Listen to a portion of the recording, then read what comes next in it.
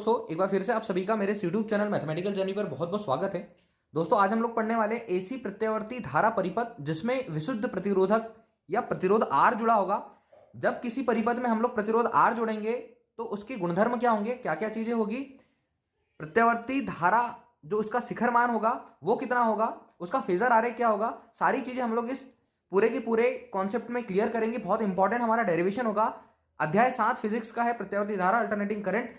तो क्या क्या चीजें होगी जब हम किसी परिपथ में प्रतिरोध आर जोड़ेंगे तो उसका गुणधर्म क्या होगा, सारी चीजें बेसिकली बहुत अच्छे से देखेंगे। इतना अगर आप लोगों को समझ में आता है तो उसके आगे के जितना डेरिवेशन होंगे, जब हम प्रेरकत्व एल जोड़ेंगे और संधारित्र सी जोड़ेंगे तब क्या कंडीशन बनेगी, सब कुछ बहुत अच्छे तरीके से। लेकिन ये वाला जो लेक्चर होगा, ये वाला जो वीडियो होगा हमारे लिए बहुत इंपॉर्टेंट होगा। बने रहिएगा मेरे साथ और देखते रहिएगा, पूरा कंप्लीट कीजिएगा। बहुत अच्छे से हम लोग चीजों को देखने की कोशिश करेंगे। यहाँ से ऐसा परिपथ जिसके अंदर हम लोगों ने प्रतिरोध आर जोड़ा हुआ है। प्रतिरोध आर के बारे में आपको पता होना चाहिए कि जब विद्युत धारा के मार्ग में रुकावट डाली जाती है तो उसको हम क्या बोलते हैं, प्रतिरोध कहते हैं। तो माना कि प्रतिरोध आर एक एसी स्रोत से जोड़ा गया है, ये हमारा एसी स्रोत है, इसके अंदर हम लोगों ने एक प्रतिरोध आर जोड़ा है। अब ध्यान से देखिए, यहां पर हम लोगों ने प्रत्यावर्ती धारा के लिए प्रत्यावर्ती धारा स्रोत जिससे यहां पर जो करंट आई निकला है, तो ये जो करंट आई है प्रत्यावर्ती धारा है। प्रत्यावर्ती धारा एक निश्चित समय अंतराल के बाद अपनी दिशा को बदलती है।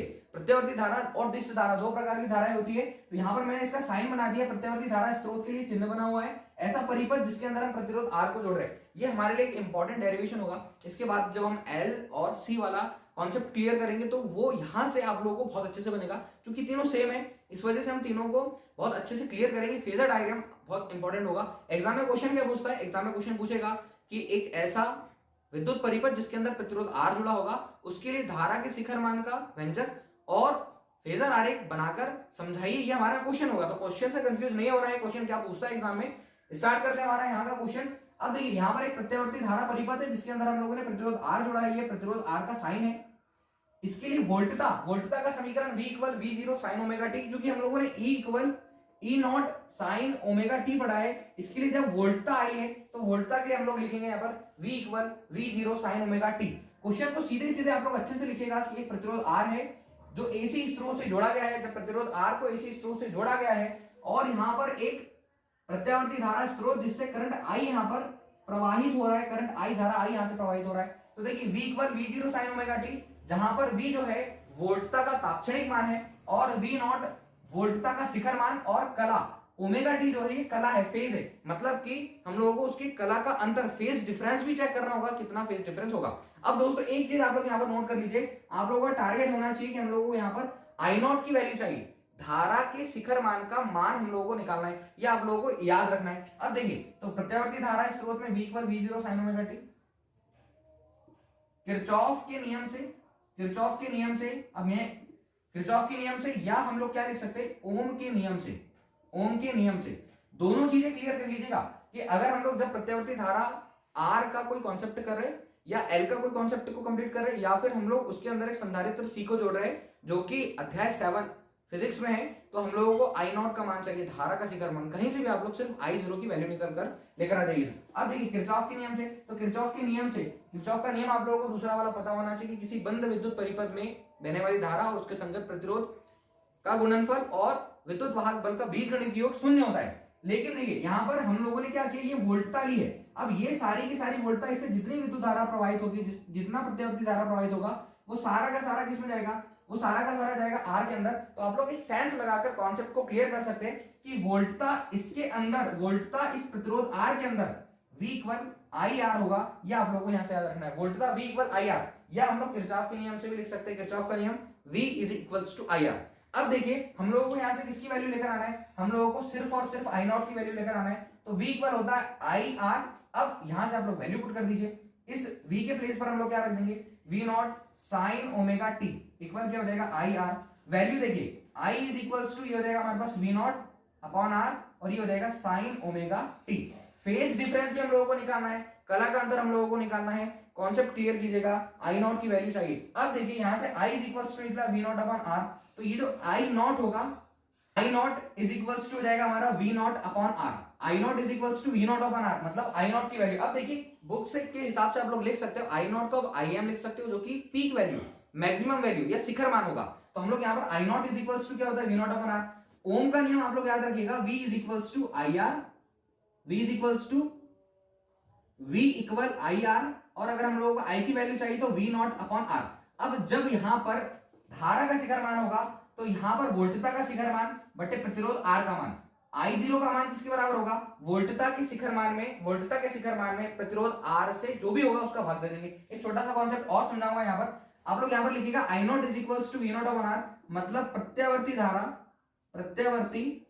धारा का शिखर मान, प्रत्यावर्ती धारा का शिखर मान। अब देखिए यहां पर मैं लिख देता हूं I not is equals to V not upon R, I not is equals to V not upon R, और R इज इक्वल्स टू क्या बन जाएगा, प्रतिरोध R का मान निकल जाएगा V not upon I not. सारी चीजें लिखिएगा, R प्रतिरोध है, I नॉट धारा का शिखर मान, V नॉट वोल्टता का शिखर मान। तो ये हमारा डेरिवेशन है, V is equals to IR। Kirchhoff के नियम से आप लोग लिख सकते हो, ओम के नियम से, किरचॉफ के नियम से। तो आप लोगों को किरचॉफ का सेकंड नियम पता होना चाहिए कि किसी विद्युत परिपथ में बहने वाली धारा संगत प्रतिरोधों का गुणनफल और उसमें प्रेरित विद्युत वाहक बल का बीजगणित योग 0 होता है, बीजगणित योग 0 होता है। और या ऐसे समझ सकते हो कि इससे जितनी भी विद्युत धारा, जितनी भी प्रत्यावर्ती धारा आई, जितनी भी प्रत्यावर्ती धारा आई निकलेगी वो जाकर सारी की सारी कहां पर जाएगी, इस प्रतिरोध R में, और प्रतिरोध R विद्युत धारा के मार्ग में डाली गई रुकावट होगी। अब समझिए एक छोटा सा कॉन्सेप्ट यहां से आप लोग समझिएगा कि अगर हमने क्या किया है कि यहां पर जो वोल्टता है वो 10 वोल्ट की वोल्टता दी है,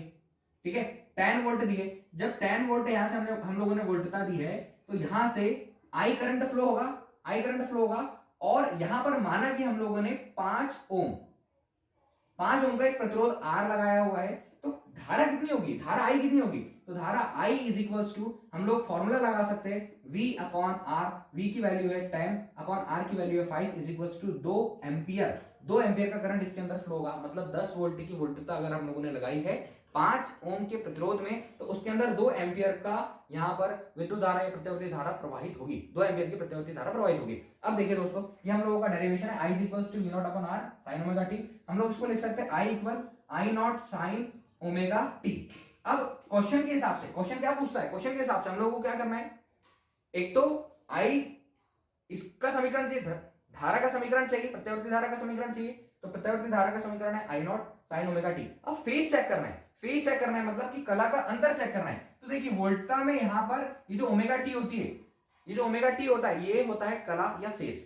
यहां पर देखिए दोनों में ओमेगा टी, मतलब जो एंगल है, एंगल का डिफरेंस, दोनों के एंगल के डिफरेंस सेम है, दोनों का जो फेज है, कला का अंतर है वो समान है, दोनों का कला का अंतर समान है, मतलब दोनों की वैल्यू कितनी है हमारे पास, ओमेगा टी। यहां पर हम लोगों को चेक करना है कि दोनों का फेजर डायग्राम कैसे बनेगा, और फेजर डायग्राम के साथ साथ इसके कुछ कॉन्सेप्ट और ध्यान से देखिएगा।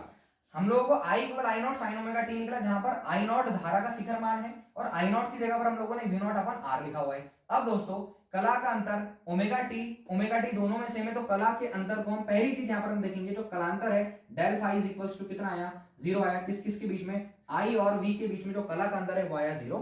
सेकंड कॉन्सेप्ट यहाँ पर हम देखेंगे कि I का मान ज्यादा आएगा कि V का मान ज्यादा आएगा, तो हम लोग यहाँ पर चेक कर सकते हैं, क्लियर कीजिएगा, I not is equals to V not upon R, I not equal V not upon R, मतलब कि I नॉट कब आएगा, जब हम V नॉट में R से डिवाइड करेंगे। तो अब हम यहाँ पर क्या लिख सकते हैं कि I not less than V not, मतलब कि जो धारा है वोल्टता V से कम है, उसका मान थोड़ा कम है। अब जब हम फेजर डायग्राम बनाएंगे, तो फेजर डायग्राम कैसे बनाएंगे, ये हम लोगों ने फेजर डायग्राम के लिए, ये इंपॉर्टेंट होगा हमारे लिए, फेजर आरेख ये हमारे लिए इंपॉर्टेंट होगा। तो दोस्तों फेजर आरेख इस पर डिपेंड करता है, इस पर बनता है, तो आप लोग इसको अच्छे से चेक कीजिएगा जब आप धारा के शिखर मान का या धारा का व्यंजक निकाल लेंगे, या धारा का समीकरण निकाल लेंगे। तो अब देखिए, क्योंकि ये हम लोग बना देते हैं, ये हम लोगों ने बना लिया V नॉट के लिए, और ये इसका एंगल हो गया ओमेगा टी। अब चेक कीजिए साइन ओमेगा टी, तो यहां पर ये ओमेगा टी दोनों के लिए सेम है, इसमें भी ओमेगा टी है, इसमें भी ओमेगा टी है, और सिर्फ अब I नॉट का मान ज्यादा है कि V नॉट का मान ज्यादा है, ये हम लोगों को चेक करना है। ये हमारा एक्स एक्सिस, हमारा वाई एक्सिस, को आप ऐसे बना सकते हो, I नॉट का मान ज्यादा है या V नॉट का मान ज्यादा है। तो देखिए दोनों के बीच में ओमेगा टी जो कोण है वो समान बन रहा है, और इसका समीकरण V0 sin ओमेगा टी, इसका समीकरण sin ओमेगा टी, मतलब कि I equal I0 sin omega T, दोनों समान है। बस I का मान ज्यादा है कि V का मान ज्यादा है, तो यहाँ पर हम लोगों ने बताया I का मान कम है V के मान से, इसीलिए इसको दर्शाने के लिए हम लोग क्या करेंगे, इसको थोड़ा सा पीछे बना देंगे, मतलब ये इस फेजर आरेख में ये हो जाएगा हमारे पास I नॉट। तो ये इसका फेजर आरेख बना। फेजर आरेख क्या बताता है ये आप लोगों को याद रखना है। फेजर आरेख जो है वो वोल्टता और धारा के आयाम को दर्शाता है, वोल्टता और धारा के आयाम को दर्शाता है, इसलिए आप लोगों को ये बनाना बहुत जरूरी है। अब इसका एक ग्राफ बनाएंगे, इतना आप लोगों ने अगर लिख लिया तो इसको आप लोग लिख लीजिए, बहुत इंपॉर्टेंट है। एक बार फिर से मैं आप लोगों को समझा देता हूं। एसी परिपथ जिसके अंदर एक प्रतिरोध आर हम लोगों ने जोड़ा हुआ है, तो लिखेंगे क्या, माना कि प्रतिरोध आर जिसके अंदर एसी स्रोत से जोड़ा गया है, माना कि प्रतिरोध आर है जिसे हम लोगों ने एसी स्रोत से जोड़ा है। अब ये परिपथ बनाया है, इसके अंदर हम लोगों ने प्रत्यावर्ती धारा स्रोत, प्रत्यावर्ती धारा स्रोत का मतलब कि उसके अंदर से प्रत्यावर्ती धारा प्रवाहित होगी, तो प्रत्यावर्ती धारा आई यहां से प्रवाहित हुई।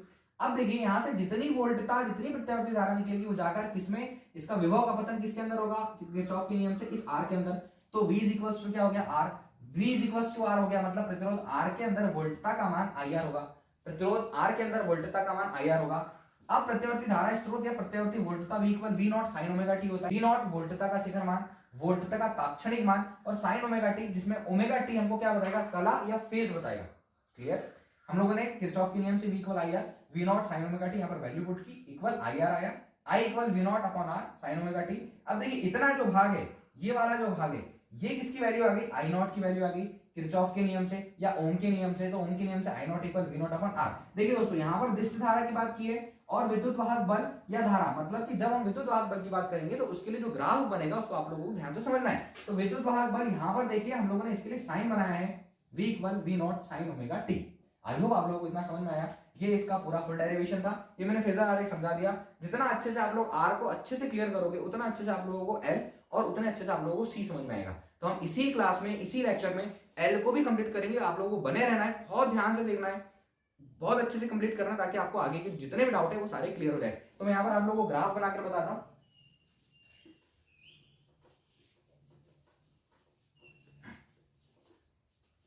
देखिए हम लोगों ने जो फेजर आरेख बनाया, ये हमारा एक्स एक्सिस, ये हमारा वाई एक्सिस, ये हम लोगों ने बनाया वी नॉट के लिए, क्योंकि दोनों के अंदर जो कला है, फेज है, वो सेम है, तो यहां पर हम लोग लिख देंगे ओमेगा टी। अब हम लोग आर के लिए हम लोगों ने यहाँ पर वी नॉट के लिए ग्राफ बनाया, और जब हम आई नॉट की बात करेंगे, धारा की बात करेंगे, तो धारा का मान, क्योंकि I is equals to V not upon R, हम यहाँ से समझिएगा V नॉट का मान I नॉट के मान से ज्यादा है। कैसे, क्योंकि I नॉट निकालने के लिए हम लोगों को V नॉट में R से डिवाइड करना पड़ रहा है। तो यहाँ पर ये जो भाग आएगा, ये किसका आएगा, ये आएगा I नॉट का। जब हम इसका पूरा ग्राफ बनाएंगे तो मैं इसी को यहाँ से आगे बढ़ा दे रहा हूँ दोस्तों, यहाँ से चेक कीजिएगा, दोनों के अंदर V equal V not sine omega T और I equal I not sine omega T, मतलब दोनों के लिए सेम ग्राफ बनने वाला है। और ग्राफ देखिए दोनों में साइन साइन है, तो साइन का ग्राफ कैसे बनता है, साइन का ग्राफ कुछ ऐसा बनता है। ठीक, अब ऊपर किसके मान को रखना है, तो यहां से आप लोग देखिए ये वाला, ये हम लोग बना दिया वी नॉट। आई नॉट के लिए भी साइन का ग्राफ कुछ ऐसा बनता है, तो यहां पर हम लोग क्या करेंगे, सेम इस प्रकार, तो ये वाला जो भाग है, ये बन जाएगा हमारा आई नॉट। यहां से बनाइएगा ये वाला, जब यहां से साथ में, तो ये हो जाएगा हमारा आई नॉट, ये हो जाएगा आई नॉट। इसका मतलब कि जब किसी परिपथ में प्रतिरोध आर लगा होगा, तो जब किसी परिपथ में प्रतिरोध आर लगा होगा, तो जब वोल्टता का मान उसकी पीक वैल्यू पर जाएगा, तब धारा का मान भी उसके शिखर पर होगा। जब वोल्टता का मान कम होगा, धारा का मान भी कम होगा। जब वोल्टता का मान बढ़ेगा, अब जब यहां पर दर्शाने के लिए हम लोगों ने क्या किया है, आई नॉट को नीचे ले लिया है और वी नॉट को ऊपर ले लिया है, क्योंकि वी नॉट का मान ज्यादा है और आई नॉट का मान यहाँ पर कम है। तो दोस्तों ये है हमारा एसी परिपथ, ये हमारा एसी परिपथ जिसके अंदर हम लोगों ने प्रतिरोध आर को जोड़ा है। इसके बाद जो हमारा क्वेश्चन होगा, इसी लेक्चर में हम लोग कंप्लीट करेंगे, हम लोग सॉल्व करेंगे ऐसा प्रत्यावर्ती धारा परिपथ जिसके अंदर हम लोग प्रेरकत्व एल या एक प्रेरक कुंडली को जोड़ेंगे और वहां से धारा का शिखर मान, उसका फेजर आरेख, सब कुछ हम लोग कंप्लीट करेंगे। इसको आप लोग अच्छे से चेक कीजिएगा यहाँ से, और इसके साथ साथ हम लोग बाकी सारी चीजों को कंप्लीट करेंगे। देखते रहिए, बहुत अच्छे से सारी चीजें हम लोग एकदम मक्खन करेंगे और आप लोगों को सारे डाउट से मैं बहुत अच्छे से क्लियर कर दूंगा। अभी हम लोगों ने क्वेश्चन किया जिसके अंदर हमने एक परिपथ के अंदर एक प्रतिरोध आर जोड़ा था, तब धारा का शिखर मान कितना था, उसका फेजर आरेख कैसा था। बहुत इंपॉर्टेंट कॉन्सेप्ट था। अगर आप लोगों को वहां से ज्यादा कुछ क्लियर नहीं होगा, तो अब मैं यहाँ पर एक और क्वेश्चन करवाने वाला हूँ, यहाँ से दोनों को रिलेट कीजिएगा, क्वेश्चन को छोड़िएगा नहीं। जैसे प्रतिरोध आर वाला परिपथ में प्रतिरोध आर जोड़ा, तो वो क्वेश्चन अगर हम लोगों को समझ में आया, साथ उसके एल वाला समझ में आ जाएगा। एंड देन उसके बाद हमारे पास जो एक क्वेश्चन और बचेगा सी वाला, मतलब कि जब किसी परिपथ में हम लोग एक संधारित्र सी को जोड़ेंगे, तब उसके गुणधर्म क्या होंगे, धारा का शिखर मान कितना होगा, कला का अंतर कितना होगा और उसका फेजर डायग्राम कैसा होगा। यहाँ पर हम लोग करने वाले, जब हम लोगों ने प्रेरक कुंडली या प्रेरकत्व एल को किसी एसी स्रोत से जोड़ा, तो यहाँ पर हम लोग लिखेंगे, माना कि प्रेरकत्व L एक एसी स्रोत से जोड़ा गया, एसी प्रत्यावर्ती परिपथ जिसके अंदर विशुद्ध प्रेरक हो, जब हम किसी में प्रेरकत्व L को जोड़ेंगे तब हम धारा का शिखर मान कैसे निकालेंगे, क्या क्या चीज होगी। अब एक चीज आप लोग को यहाँ याद रखनी है, दिमाग में बिठा लेनी है कि जब किसी भी धारा प्रत्यावर्ती धारा स्रोत के साथ हम किसी प्रेरकत्व L को जोड़ेंगे तो प्रत्यावर्ती धारा उत्पन्न होगी। यहां पर प्रत्यावर्ती धारा I उत्पन्न होगी। अब प्रत्यावर्ती धारा I का मान समय के साथ, मतलब कि प्रत्यावर्ती धारा समय के साथ अपनी दिशा बदलते रहती, तो यहां पर देखिए I का मान बदलता रहेगा। जब I का मान बदलता रहेगा, जब धारा का मान बदलेगा तो उसका चुंबकीय क्षेत्र बदलेगा। प्रेरक कुंडली के लिए कॉन्सेप्ट है, आप लोगों को यहाँ याद रखना है। मैंने यहाँ पर लिख दिया है शॉर्ट में, आप लोगों को उसको दिमाग में बिठाना है, जिससे आप लोग क्वेश्चन को बहुत अच्छे से कंप्लीट कर पाओगे और धारा का जो शिखर मान है वो यहाँ पर हम लोग निकाल लेंगे। सीधी सीधी बात है, जब हम किसी परिपथ में एक प्रत्यावर्ती धारा स्रोत को जोड़ेंगे तो उसके अंदर से प्रत्यावर्ती धारा निकलेगी और प्रत्यावर्ती धारा का मान समय के साथ बदलता रहता है। तो जैसे ही प्रत्यावर्ती धारा का मान बदलेगा उसके अंदर चुंबकीय क्षेत्र बदलेगा, कुंडली के अंदर चुंबकीय क्षेत्र बदलेगा, और जैसे ही कुंडली के अंदर चुंबकीय क्षेत्र बदलेगा उसका फ्लक्स भी बदलेगा, और फ्लक्स बदलने के बाद फैराडे के नियम के अनुसार उसके अंदर विद्युत वाहक बल उत्पन्न होगा। और जब विद्युत वाहक बल उत्पन्न होगा, जिसे हम लोग क्या बोलेंगे, जिसे हम स्वप्रेरण बोलेंगे, उस घटना को हम लोग स्वप्रेरण बोलेंगे। और स्वप्रेरण गुणांक को हम लोग स्वप्रेरण गुणांक या स्वप्रेरकत्व गुणांक को हम लोग किससे डिनोट करते हैं, एल से डिनोट करते हैं। ये आप लोगों को याद रखना है। इतना सा कॉन्सेप्ट अगर आप इस एल प्रेरकत्व या किसी कुंडली को जब हम किसी परिपथ में जोड़ेंगे तो इतना कॉन्सेप्ट अगर आप लोगों को याद रह गया तो आप लोगों के लिए पूरा डेरिवेशन बहुत इजी हो जाएगा और बहुत आराम से आप लोग इसको कर पाओगे, इसको समझ पाओगे। ध्यान से देखिए, फिर से समझिए कि जब किसी विद्युत परिपथ में हम लोग प्रेरकत्व कुंडली L को जोड़ेंगे तो उसके अंदर धारा का मान बदलेगा, क्योंकि एक प्रत्यावर्ती धारा स्रोत से V0 sin ओमेगा t से एक प्रत्यावर्ती धारा निकलेगी और प्रत्यावर्ती धारा का मान समय के साथ बदलता है।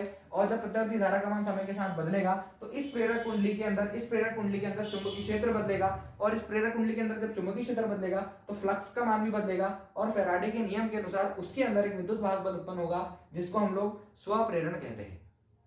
आई होप आप लोगों को यहां तक समझ में आया। देखिए यहाँ पर V = V0 sin omega t, ये कुछ बेसिक चीजें मैंने यहाँ पर लिख दी हुई है, ये भी आप लोगों को याद रखना है। प्रत्यावर्ती धारा स्रोत, उसके साइन को ऐसे डिनोट करते हैं, ऐसे बनाते, और विद्युत वाहक बल या धारा के लिए हम लोग इसके ग्राफ को ऐसा बनाते हैं, वो साइन का ग्राफ होगा, कॉस का ग्राफ होगा। तो अकॉर्डिंग टू क्वेश्चन हम लोग उस पर अच्छे से चर्चा करेंगे। और दिष्ट धारा स्रोत या बैटरी के साइन को हम लोग ऐसा बनाते हैं, तो इसको आप लोग याद रखिएगा, क्योंकि हम लोगों ने यहाँ पर एक प्रत्यावर्ती धारा स्रोत जिसका साइन ये है और इसका equation V = V0 sin omega t ये हम लोगों ने लिया हुआ है, और प्रत्यावर्ती धारा I यहाँ पर प्रवाहित हो रही है। प्रत्यावर्ती धारा स्रोत V = V0 sin omega t, जहां पर ओमेगा t कला है या फेज है, ये तात्क्षणिक मान वोल्टता का, और V0 वोल्टता का शिखर मान। अब दोस्तों हमारा टारगेट है, हम लोगों को धारा के शिखर का मान चाहिए, धारा का शिखर मान चाहिए, I0 का मान चाहिए, और उसके लिए व्यंजक कंप्लीट करना है। तो ध्यान से आप लोग यहां से देखिएगा, हम लोग यहां पर लिखेंगे किरचॉफ के नियम से, किरचॉफ के लूप नियम से, किरचॉफ के लूप के नियम से या किरचॉफ के नियम से। किरचॉफ का नियम क्या होता है, किरचॉफ का नियम क्या होता है, चूंकि ध्यान से देखिएगा यहाँ पर एक स्वप्रेरण की घटना हुई है, विद्युत वाहक बल उत्पन्न हुआ है। तो जब विद्युत वाहक बल उत्पन्न हुआ है तो इसका मान V इक्वल कितना होगा, L di/dt, इसका विद्युत वाहक बल का मान V = L di/dt होगा, या उसकी जो वोल्टता होगी वो होगी V = L di/dt। यहाँ पर जो L है मैंने आप लोगों को बताया, ये हमारा L है, स्वप्रेरण उत्पन्न हुआ उसके लिए स्वप्रेरण गुणांक है या स्वप्रेरकत्व है। जो हमारा अध्याय 6 है उसके अंदर ये सारे कॉन्सेप्ट है, उनको भी मैं धीरे धीरे कंप्लीट करवाऊंगा। आप लोग यहां से देखिएगा V = L di/dt, इसको आप लोग ऐसा भी लिख सकते हो, इसको आप लोग लिख सकते हो V - L di/dt = ये हो जाएगा हमारा 0। आप इसको ऐसा भी लिख सकते हो, कंफ्यूज नहीं होना है, V + L di/dt = 0। किरचॉफ के नियम से, किरचॉफ का नियम आप लोगों को याद होना चाहिए, किरचॉफ के नियम से कॉन्सेप्ट को कंप्लीट कीजिएगा, ये थोड़ा सा लॉजिक वाला सेंस लगाइएगा, सब कुछ यहां से एकदम मक्खन हो जाएगा। तो V = हम लोगों ने निकाला L di/dt किरचॉफ के नियम से। देखिए ये स्वप्रेरण की घटना से उत्पन्न विद्युत वाहक बल है, तो V = L di/dt, L जो है यहां पर मैंने आप लोगों को बताया स्वप्रेरण है, स्वप्रेरण गुणांक है। अब यहां से दोस्तों हम लोगों को क्या करना है, देखिए हम लोग यहां से di, यहां से हम लोगों ने d/L, यहां पर L आ जाएगा, यहां पर di हम छोड़ देंगे, यहां पर आ जाएगा हमारे पास dt। देखिए V कितना, V इसको मेजर कर देता हूं, तो di = V, इस V के प्लेस पर V0 sin omega t upon में क्या हो जाएगा, अपॉन में आ जाएगा एल। अब दोस्तों हम लोगों का टारगेट आप लोगों को पता होना चाहिए, हमारा टारगेट क्या है इस क्वेश्चन के लिए। हमारा टारगेट सिर्फ और सिर्फ आई के लिए समीकरण निकालना है और धारा का शिखर मान निकालना है। तो धारा के शिखर मान को निकालने के लिए देखिए यहाँ पर d i equal V not upon L sine omega t. Mathematics का कॉन्सेप्ट लगाते हैं, दोनों पक्षों का समाकलन करने पर, दोनों पक्षों का जब हम समाकलन करेंगे, इसको मैं मिटा देता हूं, इसको आप लोग याद रखिएगा, इसको आप ऐसा भी लिख सकते हो। और ये कॉन्सेप्ट आप लोगों को याद रखना है कि जब किसी विद्युत परिपथ में, जब किसी परिपथ में हम लोग प्रेरकत्व L को जोड़ेंगे, जब किसी परिपथ में हम लोग प्रेरकत्व L को जोड़ेंगे, तो प्रेरकत्व L को जोड़ने के साथ उसके अंदर प्रेरित विद्युत वाहक बल, चूंकि प्रेरकत्व L को हम एक प्रत्यावर्ती धारा स्रोत के साथ जोड़ेंगे तो उसके अंदर धारा का मान बदलेगा। जैसे ही धारा का मान बदलेगा उसका चुंबकीय क्षेत्र बदलेगा, चुंबकीय क्षेत्र बदलेगा तो उसका फ्लक्स बदलेगा, और फैराडे के नियम के अनुसार उसके अंदर एक विद्युत वाहक बल उत्पन्न होगा जो कि स्वप्रेरण कहलाएगा। इस घटना को हम लोग स्वप्रेरण कहेंगे। और यहाँ पर उत्पन्न विद्युत वाहक बल is equals to L D I by D T होगा, V equal V not sine omega T. ये बार बार मैं रिपीट कर रहा हूँ, बार बार आप लोगों को इसको एक बार अच्छे से समझ लीजिए और इसकी प्रैक्टिस कीजिए, बहुत अच्छे से आप लोगों को ये बनेगा। याद रखिए इसका फेजर डायग्राम भी चाहिए। हमारा टारगेट है हम लोगों को I0 का मान चाहिए। तो दोनों पक्षों का जब हम समाकलन करेंगे तो समाकलन ये हो जाएगा D I is equals to समाकलन V not upon L sine omega T D I. तो समाकलन हो जाएगा आई, क्योंकि बेसिक कॉन्सेप्ट समाकलन के मैथमेटिक्स का बेसिक कॉन्सेप्ट इंटीग्रेशन x की power n dx is equals to x की पावर n प्लस 1 अपॉन n प्लस 1। और इस डी का इंटीग्रेशन मतलब कि समाकलन dx इज इक्वल्स टू ये हो जाएगा हमारे पास x। तो देखिए डी के लिए जब हम लोगों ने इसका समाकलन किया तो ये हो गया i, मतलब हम लोगों को i का मान चाहिए। ये देखिए v नॉट अपॉन l हम लोगों ने बाहर कर दिया, इंटीग्रेशन साइन ओमेगा टी। अब दोस्तों इंटीग्रेशन साइन ओमेगा टी, इसका बेसिक कॉन्सेप्ट समझिएगा। Integration sine theta d theta is equals to होता है माइनस का कॉस थीटा, इक्वल माइनस का cos theta. Sine omega T है, मतलब यहां से हम लोग इसका फॉर्मूला देखें तो इंटीग्रेशन साइन ए एक्स, मैंने यहां पर एक्स लिया इस क्वेश्चन को समझने के लिए, तो A X D X is equals to ये हो जाएगा हमारे पास माइनस का cos A X upon A. तो जब इसका इंटीग्रेशन करेंगे तो i is equals to V not upon L sine omega T, तो ये हो जाएगा माइनस का कॉस ओमेगा टी अपॉन ये हो जाएगा ओमेगा। तो i is equals to V not upon बटे में ओमेगा एल, ये वाला माइनस कॉस ओमेगा टी। अब दोस्तों समझिएगा यहां से i की वैल्यू हम लोगों ने निकाली है माइनस का V not upon omega L cos omega t, लेकिन हम लोगों को इसका फेज डिफरेंस चेक करना है, मतलब कि कला चेक करना है, उनके कला का अंतर कितना है। जब हम ग्राफ बनाएंगे तो v नॉट और i नॉट के फेज का डिफरेंस कितना है। मैंने आप लोगों को बताया ओमेगा टी कला है, फेज है, कलांतर है, ठीक है, कलांतर है, उसके बीच का डिफरेंस कितना है ये हम लोगों को चेक करना है। तो ये वाला जो हमारा इक्वेशन आया है ना i equal minus V not omega L cos omega T, ये कॉस में है और ये किस में दिया हुआ है, साइन में। तो हम लोग इसको कॉस से साइन में चेंज कर सकते हैं, लेकिन आप लोग इसको याद रखिएगा अच्छे से कि ये वाला जो डेरिवेशन है, ये वाला जो हम लोगों ने डेरिवेशन ये कितना निकाला है, क्योंकि इससे हम लोग ग्राफ बनाएंगे।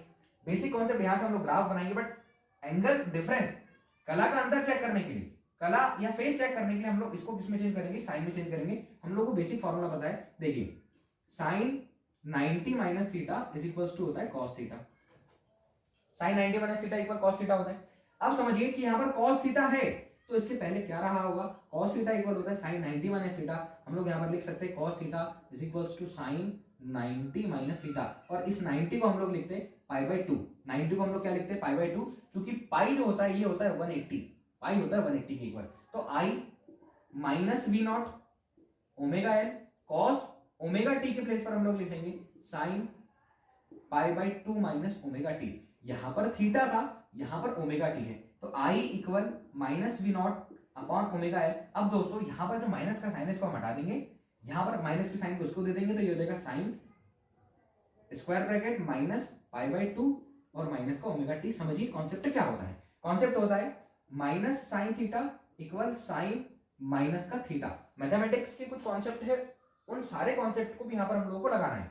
आई equal V not upon omega L sine minus pi by 2 minus omega T.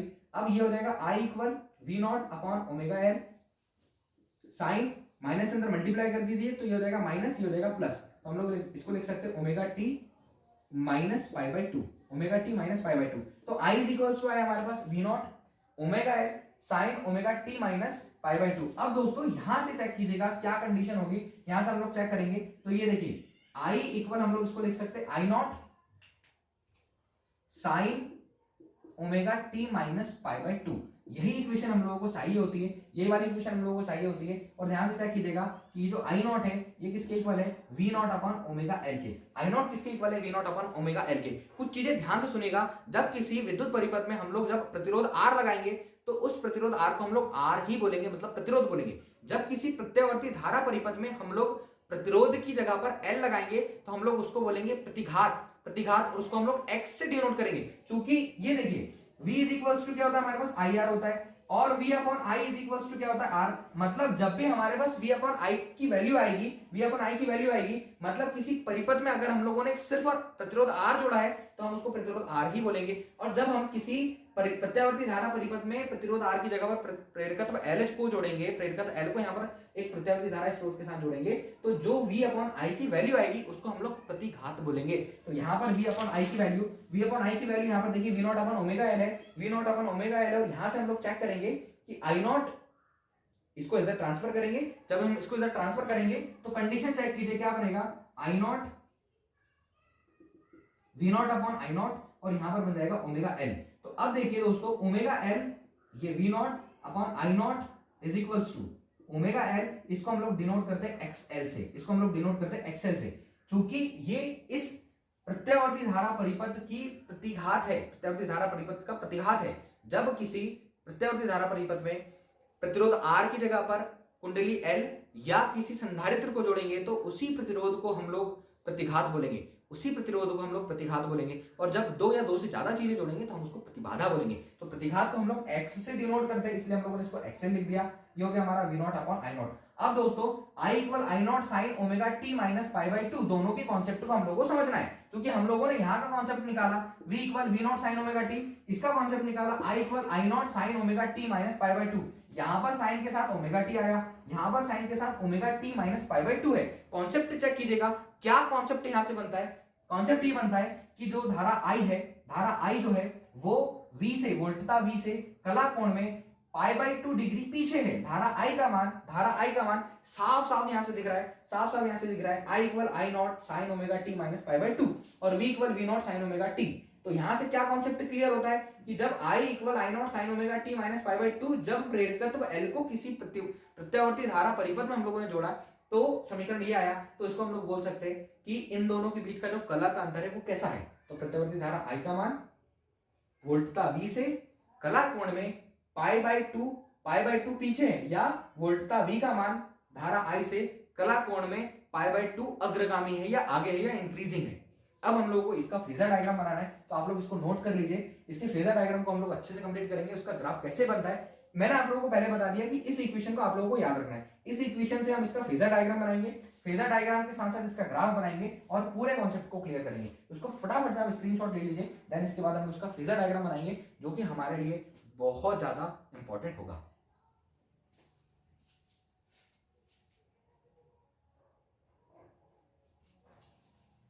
देखिए दोस्तों यहां से इसका फेजर आरेख हम लोग बनाएंगे। तो फेजर आरेख के लिए हम लोग क्या करते हैं, सबसे पहले ये हम लोगों ने बना लिया वी नॉट के लिए, इसके बीच में जो फेज है ओमेगा टी, जो कला है ओमेगा टी, ये हमारा एक्स एक्सिस है, ये हमारा वाई एक्सिस है। ध्यान से समझिए कि हम लोगों ने क्या किया है, यहां पर ये कितना निकाला है, धारा आई का मान, धारा आई का मान वोल्टता V से कला कोण में 90 डिग्री पश्चिमगामी है। तो जब हम इसके लिए ओमेगा टी वी नॉट के लिए मान बनाएंगे तो हम लोग धारा आई के लिए इसके ग्राफ को, इस फेजर के ग्राफ को यहां से कितना कर देंगे, यहां पर इसका 90 डिग्री बना देंगे, 90 डिग्री बना देंगे और यहां पर हम इसकी वैल्यू लिख देंगे आई नॉट की वैल्यू। ये इसका फेजर आरेख हो गया, ये इसका फेजर आरेख हो गया। तो इसको आप लोग अच्छे से क्लियर कीजिएगा, ये इसका फेजर आरेख हो गया। अब दोस्तों जब इसका ग्राफ बनाएंगे तो मैं इसी को आगे बढ़ा रहा हूँ, इसी को आगे बढ़ा रहा हूँ, लेकिन ग्राफ हम किसके हिसाब से बनाएंगे, ग्राफ हम इसके हिसाब से बनाएंगे, कॉस ओमेगा टी के हिसाब से बनाएंगे। इसके हिसाब से थोड़ा सा डिफिकल्ट होगा, बट इसके हिसाब से जब हम लोग बनाएंगे, क्योंकि I equal I naught sine omega T हम लोगों ने I equal minus V not omega L cos omega T से ही हम लोगों ने लेकर आए। तो हम इससे या इससे किसी से भी ग्राफ बनाए तो कोई कंफ्यूजन नहीं होगा। यहाँ पर देखिए, यहाँ पर किसका ग्राफ बनेगा, यहाँ पर ग्राफ बनेगा सबसे पहले v के लिए। तो v के लिए ग्राफ बनेगा वो साइन का बनेगा, v equal V not sine omega T. तो ये हम लोग यहाँ पर साइन का ग्राफ ऐसा यहाँ पर बना देंगे। अब ये आया v नॉट, मतलब इसका तात्क्षणिक मान, ठीक है। अब दोस्तों एक चीज आप याद रखिएगा, i equal minus cos omega T, क्योंकि कॉस का जो ग्राफ बनता है वो ऊपर से बनता है ऐसा, कॉस का जो ग्राफ बनता है वो बनेगा ऐसा, ठीक है। बट जब यहां पर हम माइनस कॉस की बात करेंगे तो माइनस कॉस के लिए ग्राफ बनेगा कुछ ऐसा। माइनस कॉस के लिए ग्राफ हम कहां से बना देंगे, मतलब कि जो ऊपर की पॉजिटिव वैल्यू है आप कॉस की वैल्यू रखते चले जाएगी, ग्राफ बनता चले जाएगा। लेकिन जब हम minus V not upon omega L cos omega T से बात करेंगे तो जितनी भी आप वैल्यू रखोगे सब में माइनस से मल्टीप्लाई होगा। तो जो ग्राफ ऊपर से बनने वाला है वो ग्राफ कहां से बनेगा, नीचे से बनेगा, और ये इस कंडीशन में आगे चलते चले जाएगा और इस हिसाब से हमारा ग्राफ बनेगा।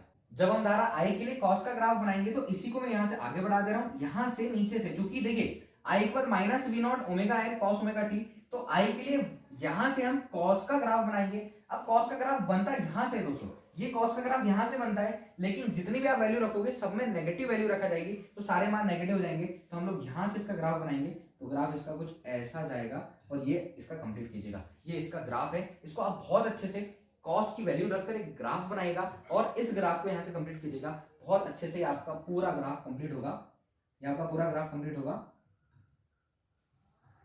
तो ये कॉस का ग्राफ था, मतलब ये धारा आई के लिए ग्राफ था, ये इसका फेजर आरेख है, ये इसका ग्राफ है। कला का अंतर के लिए आप लोग क्या लिखोगे, धारा आई का मान वोल्टता वी से 90 डिग्री पश्चिमगामी है और वोल्टता वी का मान धारा आई से 90 डिग्री अग्रगामी है। तो दोस्तों ये हमारा क्वेश्चन है, किसी भी प्रकार से कोई दिक्कत होगी तो आप बताइएगा। फिर से सुनिए ध्यान से, क्वेश्चन कैसा पूछा जाता है। क्वेश्चन पूछा जाता है कि जब किसी परिपथ में प्रेरकत्व L लगा होगा, जब किसी परिपथ में प्रेरकत्व L लगा होगा उस स्थिति में धारा I का शिखर मान, धारा का शिखर मान और उसका फेजर आरेख बनाइए। उसके लिए प्रतिघात का व्यंजक निकालना है। प्रतिघात कितना होता है, तो प्रतिघात हम लोगों ने यहाँ पर निकाला है, एक्सेल यहाँ पर हम लोगों ने निकाला था, वो आप लोग चेक कीजिएगा। प्रतिघात L निकाला।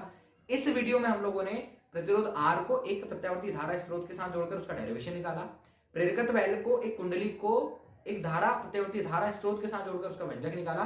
दोनों बहुत अच्छे से क्लियर कीजिएगा। नेक्स्ट क्लास में हम लोग सी की बात करेंगे, जब किसी प्रत्यावर्ती धारा परिपथ में एक संधारित्र सी को हम लोग जोड़ेंगे। दोस्तों बहुत इंपॉर्टेंट क्वेश्चन है, इसलिए बहुत अच्छे से कंप्लीट कीजिएगा। कोई डाउट होगा तो एक छोटा सा कमेंट करके जरूर बताइएगा, ताकि मैं इसको और अच्छे से सुधार सकूं और अच्छे से आप लोगों के लिए जो आपका कॉन्सेप्ट है उसको क्लियर कर सकूं। तो दोस्तों आज की वीडियो में इतना ही, नेक्स्ट क्लास में फिर से मिलेंगे, तब तक के लिए थैंक यू सो मच।